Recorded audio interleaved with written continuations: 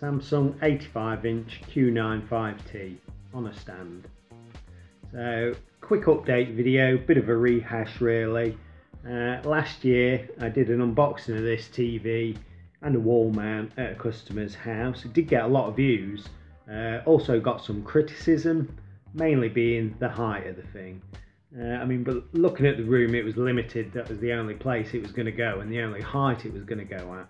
Personally, I'd have just ripped the fireplace out and put the TV a lot lower. But anyway, it's since moved, the customer's moved anyway, so we've moved the TV for him. Now going on a nice low level stand at a sensible height, so we should get plenty more years of enjoyment from it and pleasure, also without any neck ache.